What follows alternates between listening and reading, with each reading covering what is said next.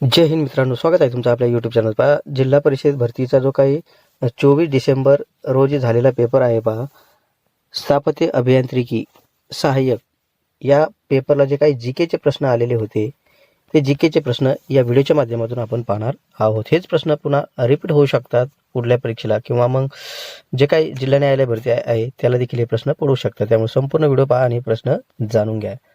पहा, प्रश्न विचारण्यात आलेला होता पहा, याच्यामध्ये पर्याय दिलेले नाहीत, डायरेक्ट उत्तर दिलेलं आहे.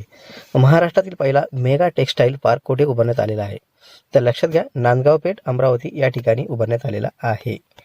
त्यानंतरचा प्रश्न विचारण्यात आलेला होता, महाराष्ट्रात जंगल क्षेत्राचे प्रमाण किती टक्के आहे? म्हणजे जंगलाचं प्रमाण किती टक्के आहे? तर 21% आहे. त्यानंतरचा प्रश्न विचारलेला होता, अटलांटिक महासागर पार करणारी महाराष्ट्राची पहिली महिला कोण आहे? तर लक्षात घ्या, आरोही पंडित ह्या महिलेनं अटलांटिक महासागर पार करण्याचा पहिला विक्रम नोंदवलेला आहे महाराष्ट्राच्या वतीनं.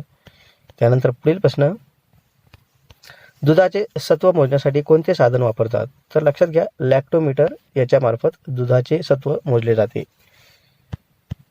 त्यानंतरचा प्रश्न विचारण्यात आलेला होता, देशातील पहिले लष्करी संग्रहालय कोणत्या राज्यात साकारण्यात येत आहे? तर लक्षात घ्या, मध्य प्रदेश या ठिकाणी देशातील पहिले लष्करी संग्रहालय स्थापन करण्यात येत आहे.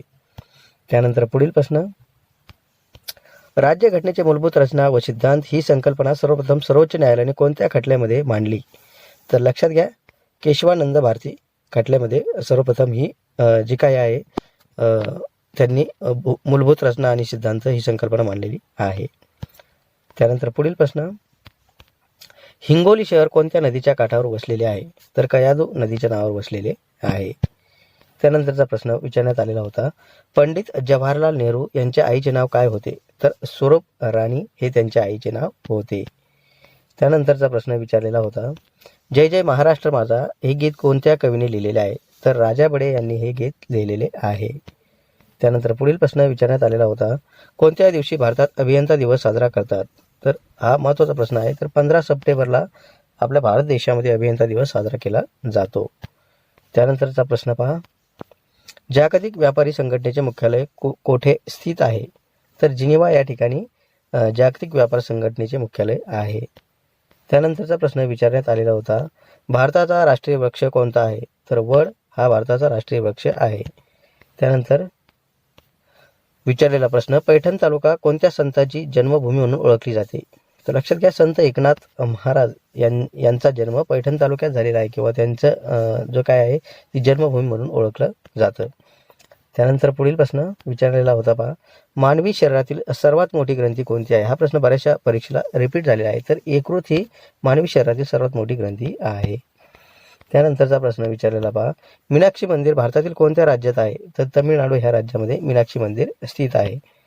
त्यानंतरचा विचारलेला प्रश्न पहा, महाराष्ट्रातील पहिला डिजिटल जिल्हा कोणता आहे? तर नागपूर हा महाराष्ट्रातील पहिला डिजिटल जिल्हा आहे. हा प्रश्न देखील बऱ्याचशा परीक्षेला रिपीट झालेला आहे. त्यानंतरचा प्रश्न, मराठी भाषेचे पाणिनी कोणाला म्हणतात? तर मराठी भाषेचे पाणिनी दादोबा पांडुरंग तर्खडकर यांना म्हटलं जातं. त्यानंतरचा प्रश्न विचारण्यात आलेला होता, बेडसा हे गुफा मंदिर कोणत्या जिल्ह्यामध्ये आहे? तर बेडसा हे गुफा मंदिर पुणे या जिल्ह्यामध्ये आहे.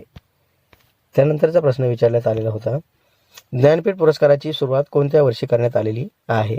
तर 1965 पासून या पुरस्काराची सुरुवात झालेली आहे. त्यानंतर शेवटचा प्रश्न विचारण्यात आलेला होता पहा, अजीवनसत्व अभावी कोणता आजार होतो? तर लक्षात घ्या, अजीवनसत्व अभावी रात आंधळेपणा हा आजार होत असतो. तर या व्हिडिओमध्ये एवढंच. अशा पद्धतीनं आपण जे काही स्थापत्य अभियांत्रिकी सहाय्यक पेपर होता 24 डिसेंबरचा, त्याच्यामध्ये माझ्याकडे जे काही प्राप्त प्रश्न झाले ते आपण या व्हिडिओच्या माध्यमातून पाहिलेले आहेत. अशाच प्रकारचे नवीन अपडेट पाहण्यासाठी कृपया चॅनल सबस्क्राईब, लाईक, शेअर देखील करा. धन्यवाद.